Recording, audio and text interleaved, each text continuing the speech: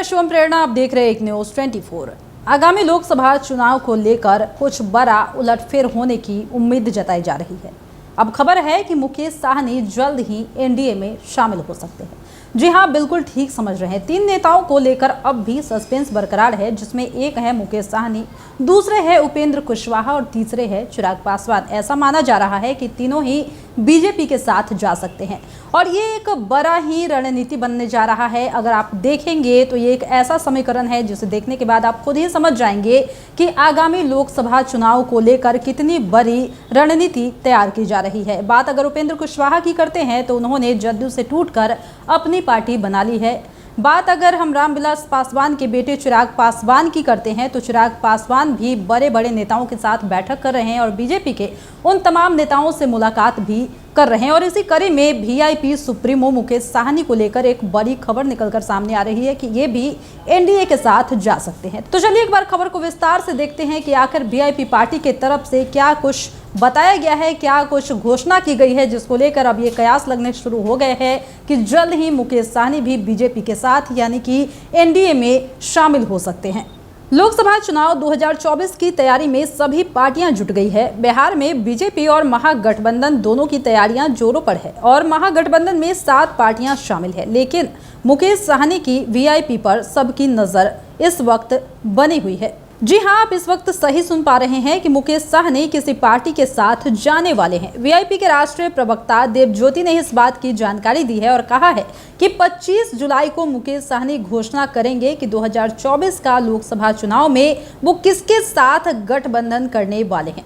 उसी दिन तय होगा कि मुकेश महागठबंधन में जाएंगे या फिर घर वापसी कर बीजेपी के साथ रहेंगे। हालांकि अभी उन्होंने कहा है कि इस पर कुछ भी कहना जल्दबाजी होगी। मुकेश साहनी किससे गठबंधन करेंगे, इसकी घोषणा तो 2 महीने बाद होगी, लेकिन राजनीतिक गलियारों में यह भी सवाल उठने लगे हैं कि मुकेश साहनी किधर जाएंगे। क्या वह अपने पुराने गठबंधन बीजेपी में जाएंगे या फिर महागठबंधन में जाएंगे। बीते घटनाक्रम से कयास लगाए जा रहे हैं कि मुकेश साहनी महागठबंधन को बाय बाय करेंगे और बीजेपी में शामिल हो सकते हैं। ऐसा इसलिए कहा जा रहा है कि मुकेश साहनी को मंत्री रहते हुए जो सरकारी आवास मिला था उसमें मंत्री पद से हटने के बाद भी वह लगभग 1 वर्ष तक रहे थे, लेकिन नीतीश सरकार कभी उनके बंगले को खाली करने के लिए नहीं कहे। आवास बोर्ड ने भी कभी उन्हें नोटिस नहीं दिया। ऐसा देखा जाता है कि अधिकांश नेताओं को बंगला खाली करने के लिए नोटिस दिया जाता है, लेकिन ऐसा मुकेश साहनी के साथ नहीं हुआ।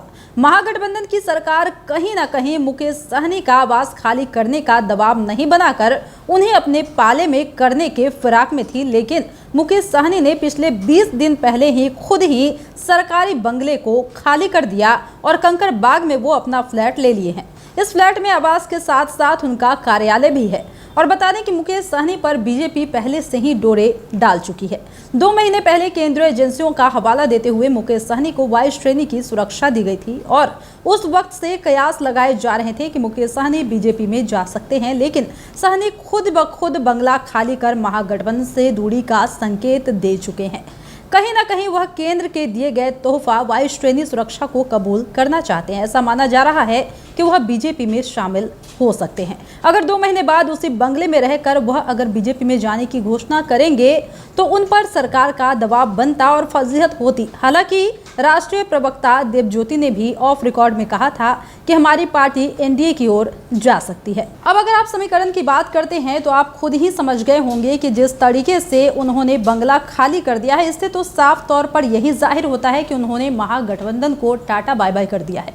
लेकिन इस बात पर अब भी सस्पेंस बरकरार है कि वो महागठबंधन के साथ रहेंगे या फिर वो बीजेपी के साथ चले जाएंगे। लेकिन अगर एक बात को हम देखें कि जिस तरीके से उन्हें 22 श्रेणी की सुरक्षा दी गई और उन्होंने उस सुरक्षा को कबूल भी कर लिया, तो इससे तो यही अंदाजा लग रहा है कि वो आने वाले वक्त में बीजेपी के साथ जा सकते हैं। हालांकि उनके पार्टी के तरफ से अभी इस बात की कोई भी आधिकारिक पुष्टि नहीं की गई है कि वो बीजेपी के साथ जाएंगे, लेकिन इसी सस्पेंस के बीच ये खबर निकलकर सामने आई है कि 25 जुलाई को, जी हाँ, आने वाले 25 जुलाई को यह जो है इसका बड़ा खुलासा हो जाएगा कि मुकेश साहनी महागठबंधन में जाएंगे या फिर बीजेपी के साथ घर वापसी करेंगे।